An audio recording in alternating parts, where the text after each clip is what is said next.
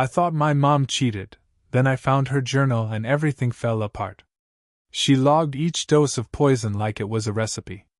But the handwriting? It wasn't all hers. The man I called uncle had been controlling her, framing her, and planning my father's murder the whole time. Before we continue, please like, comment, and subscribe to the channel. This will greatly help me with promotion. Thank you. Hi, I'm Amber. And 3 days ago, I found out my favorite uncle, the man who taught me how to ride a bike, murdered my dad and tried to pin it on my mom.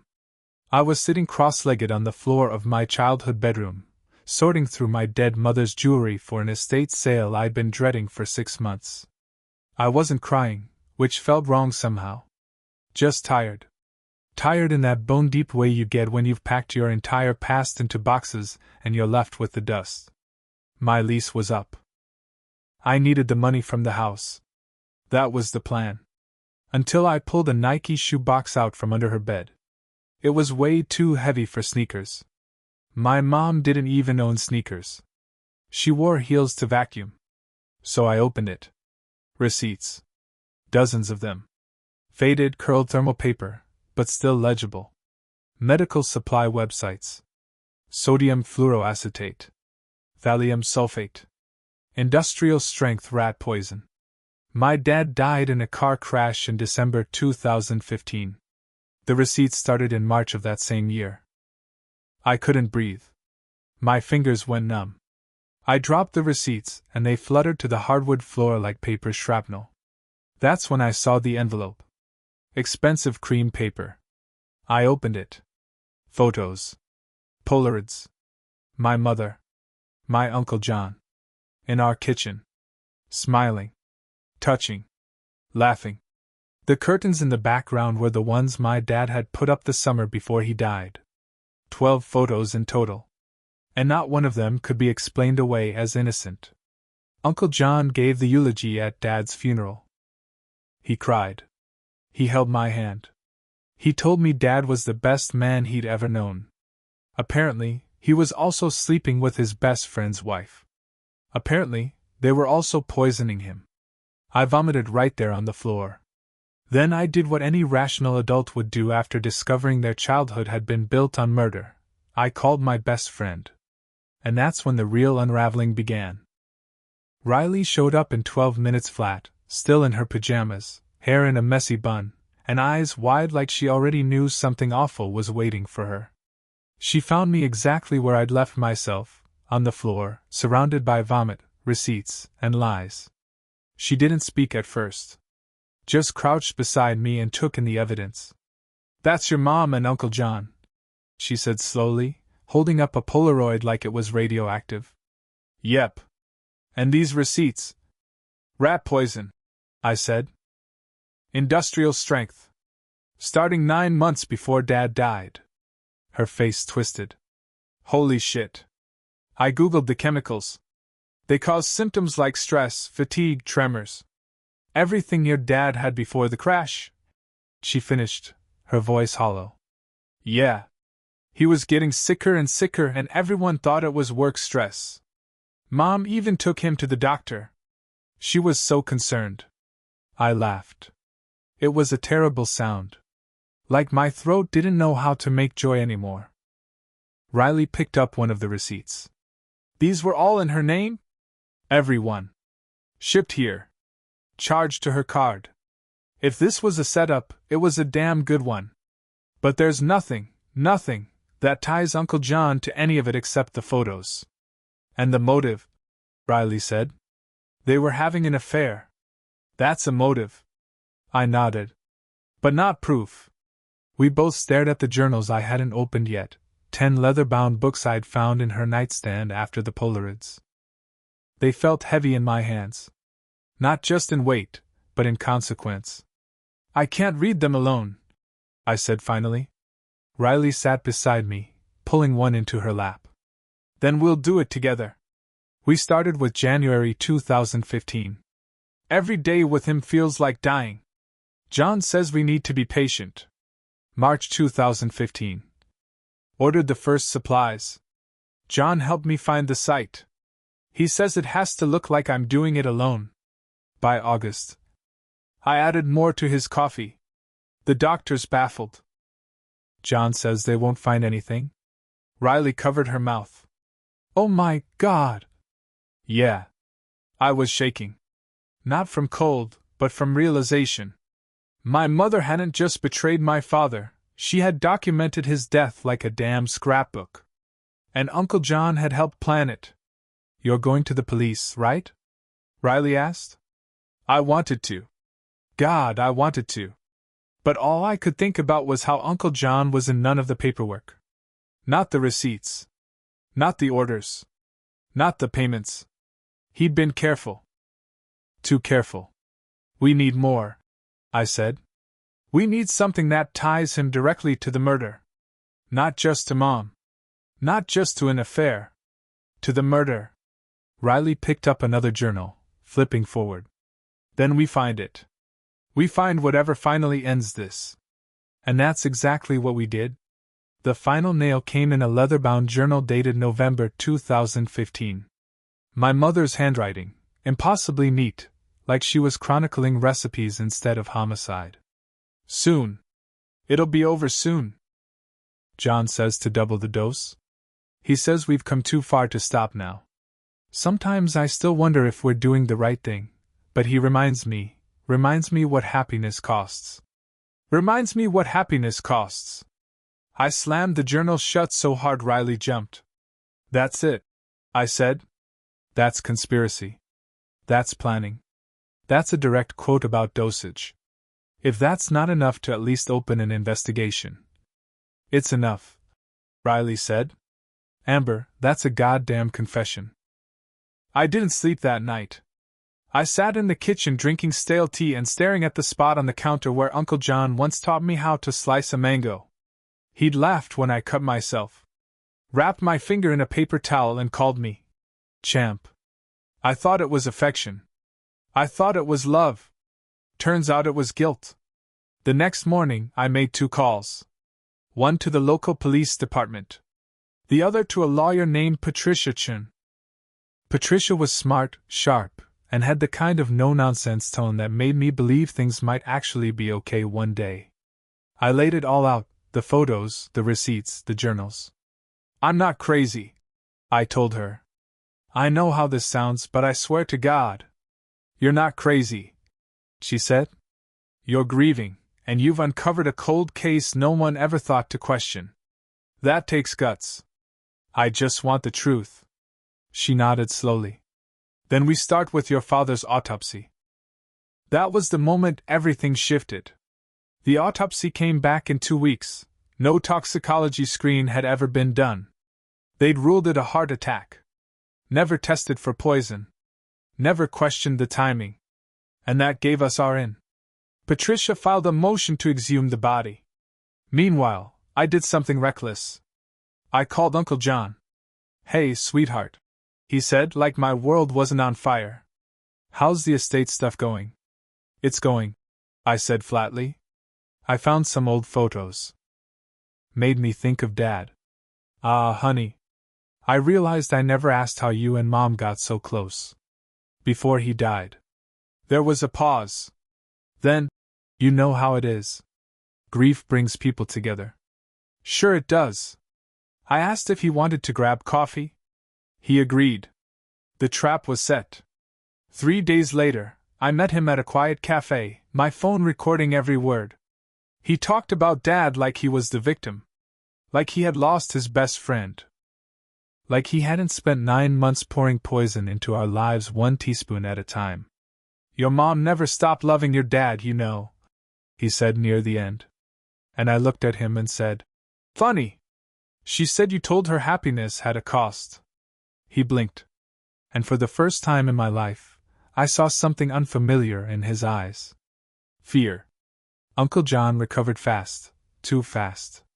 The moment passed, his eyes softened again like it had never happened. You must have misread something, he said smoothly. Grief does that to people. But I wasn't grieving. I was hunting. By the time I got home from that meeting, Patricia had news. The judge approved the exhumation, she said. It'll happen next week. I didn't cry. I thought I would. But I just said thank you, and then I went to the cemetery the next day and apologized to my father. Sorry we have to dig you up, I whispered, brushing leaves off his stone. But I promise this time, they're going to see what you went through. The exhumation was quiet, clinical, nothing like the movies. I wasn't allowed to be there, but Patricia was. 3 days later, the call came. We found it, she said. Sodium fluoroacetate. Thallium. Traces in the bone and hair. I nearly dropped the phone. Your father was definitely poisoned. Amber, this is now officially a homicide investigation. The police picked up Uncle John at his house 2 hours later. Except he wasn't home. He'd run. They found him at a gas station 40 miles away with a duffel bag, $10,000 in cash, and a freshly renewed passport. Which, helpful. Fleeing tends to look real bad in court. The trial was scheduled for 8 months out. 8 months of waiting. Of reliving. Of preparing. And when it finally began, I sat in the front row every single day. The courtroom was cold, smelled like varnish and regret. Uncle John looked smaller in a suit than I remembered. Frail, even. But then he opened his mouth and played the part of the heartbroken friend who'd just been seduced by love. They tried to paint my mother as the mastermind. Said she was obsessed. Said she manipulated him. Said he was just a man in love, blinded by his feelings. And then Patricia stood up and played the recordings from our coffee shop meeting. Funny! She said you told her happiness had a cost. Silence. And then she pulled out the journals. And the receipts. And the photos. One after another. And then came the kicker, a letter they'd recovered from my mom's laptop. An unsent draft addressed to me. My name in the subject line. Her confession in plain language. I'm sorry I didn't leave him sooner. I was afraid. He said if I didn't go along, he'd make it look like it was all me. He said no one would believe me anyway. I was weak. I know that. But I didn't kill your father, Amber. I loved him. The jury deliberated for 4 hours. Guilty. On all counts. Conspiracy. Accessory to murder. Fraud. Attempted flight.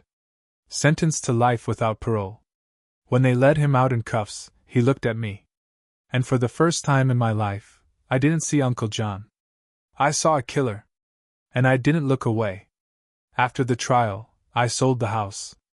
I couldn't live there anymore. Not in the place where my mother mixed poison into coffee and my dad slowly faded into a shadow of himself, shaking hands and hollow eyes. Every room felt like a crime scene. The buyer was a newlywed couple who loved the crown molding and great bones. I didn't tell them someone had died there, not just physically, but emotionally, piece by piece, day by day. I took the money and moved across the country to Seattle with Riley. She got a job at a tech company, and I got a job at a nonprofit that supports families navigating homicide cases. Because, apparently, there's a whole community of people like me, people who are blindsided by secrets buried under normal lives. We shared a little apartment near the water. On bad days, I'd sit on the balcony, knees to my chest, wondering how I ever called a murderer Uncle. One night, Riley brought out wine and a blanket and sat beside me. You ever think about forgiving them? She asked. It took me a while to answer. I don't know what that even means, I finally said. Like, what is forgiveness supposed to feel like? Lighter? Cleaner? Because all I feel is emptier. She nodded like she got it. Because she did. 6 months passed. Then a letter arrived, yellow legal pad paper, handwritten, the ink a little smudged in places. It was from him. Uncle John. I almost tore it in half right there, but curiosity is a stubborn weed. It grows through the cracks of your resolve. So I read it. 3 pages. He told me he was sorry. He said he'd loved my mom since college. That watching her marry my dad was the hardest thing he'd ever done. That when she came to him unhappy, something broke. He told himself my dad was a bad husband. That Mom deserved better. That he deserved her. And when he realized divorce wasn't on the table, he started planting seeds. Poison doesn't start in the bloodstream, he wrote. It starts in your thoughts. He said he'd convinced her, groomed her, really. Bought everything. Wrote the first few journal entries himself, mimicking her handwriting until she started adding her own. He framed her. He trapped her. And when she died, he thought he was in the clear. But then you, he wrote. You, Amber. You found the shoebox. The final paragraph made my blood turn to ice. Every time I looked at you after your father died, I saw his eyes. I saw what I'd done.